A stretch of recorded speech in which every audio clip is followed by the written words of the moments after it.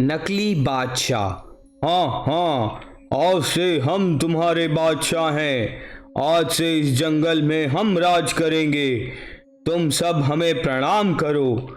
मैं जंगल का राजा हूँ। यह कैसा राजा था, कैसा बादशाह था जो शेर को आते देखकर भाग खड़ा हुआ।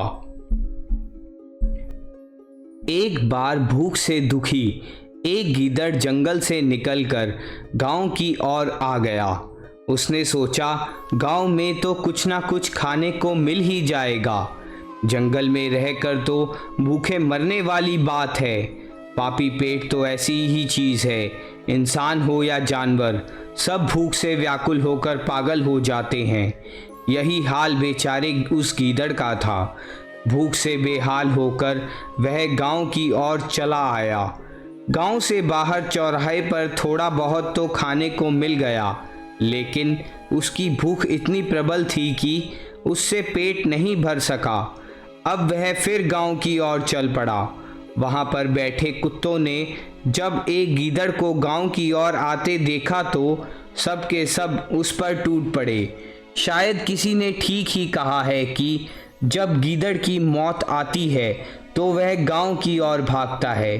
कुत्तों का पूरा दल गीदड़ पर टूट पड़ा। इतने सारे कुत्तों को अपने पर आक्रमण करते देखकर गीदड़ बेचारा एकदम घबरा गया और सोचने लगा कि जाए तो जाए कहाँ। चारों ओर मौत नाच रही थी। पेट की भूख की बात तो वह भूल ही गया। अब तो मौत से बचने की बात उसके सामने थी।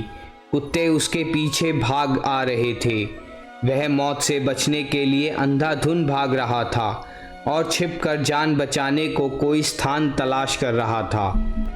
आगे एक रंगसाज का घर था।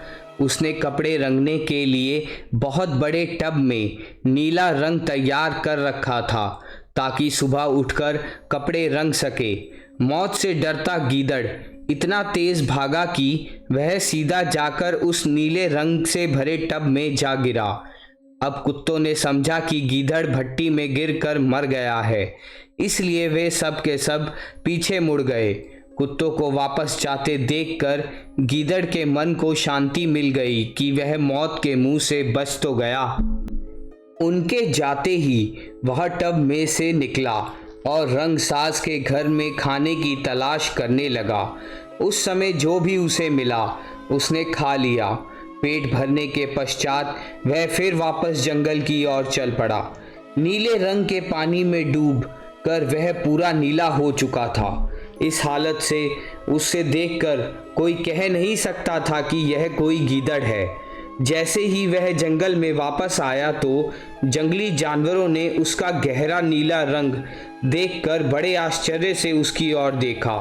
उनकी समझ में यह बात नहीं आई कि यह नीले रंग का विचित्र जानवर कोई गीदड़ भी हो सकता है। पूरे जंगल में इस विचित्र जानवर को देखकर हलचल सी मच गई थी।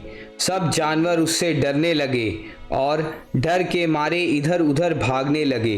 गीदड़ समझ गया कि यह सब के सब उससे डर रहे हैं। अब तो उसमें एक नया जोश आ गया।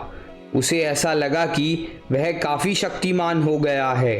तभी उसने भागते हुए जानवरों को आवाज़ दी, भाइयों, हमसे डरो मत। हमें तो ब्रह्मा जी ने आप सबकी रक्षा के लिए भेजा है। आज से हम इस जंगल के राजा बनकर आप सबकी रक्षा करेंगे। तुम हमारी प्रजा हो। आज से हम इस जंगल का राज चलाएंगे। गीदड़ के कहने पर सब जानवर वापस आ गए।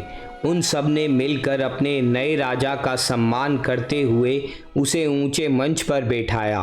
वहीं पर उस गीदड़ ने अपने मंत्रिमंडल की घोषणा की। शेर को सेनापति तथा महामंत्री बनाया गया।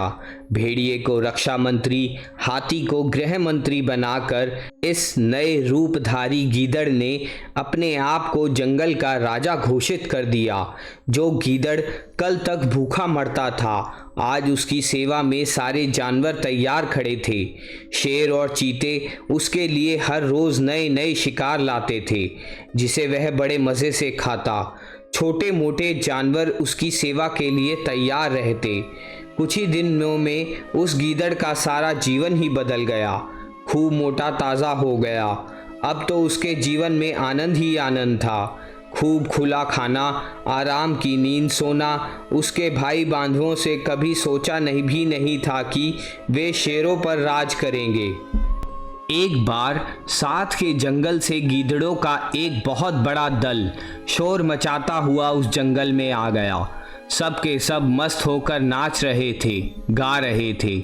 नकली राजा गीदड़, जिसने ब्रह्मा जी का नाम लेकर इन सबको धोखा दिया था, वह अपने गीदड़ भाइयों को नाचता गाता देखकर अपने तख्त से छलांग लगाकर नीचे उतर आया और अपने भाइयों में मिलकर उनकी भाषा में ही नाचने गाने लगा। दरबार में बैठे शेर, चीते, बाघ, भेड़िए और हाथी आदि को समझते देर नहीं लगी कि यह जानवर तो असल में गीदड़ ही है, जो हम सबको ब्रह्मा जी का नाम लेकर धोखा देता हुआ हम पर राज करता रहा है। हम लोग आज इस गीदड़ के ही गुलाम बने रहे हैं और यह दुष्ट धोखेबाज गीदड़ हम पर राज करता रहा। कितनी शर्म की बात है हमारे लिए। उसी समय क्रोध से भरा शेर ऊंची दहाड़ मारकर उठा और उस धोखेबाज गीदड़ पर टूट पड़ा। गीदड़ ने अपनी जान बचाने की पूरी कोशिश की, मगर शेर के आगे उसकी एक ना चली। दूसरों को धोखा देने वाला पल भर में ही अपनी जान गंवा बैठा। ढोल की पोल खुल गई। इस कहानी से हमें यह शिक्षा प्राप्त होती है कि धोखेबाज और झूठे लोगों का राज्य थोड़े समय तक ही चलता है। इनका अंत मौत के सिवा कुछ नहीं होता। दूसरों को धोखा देने वाला एक दिन स्वयं इस धोखे का शिकार हो जाता है।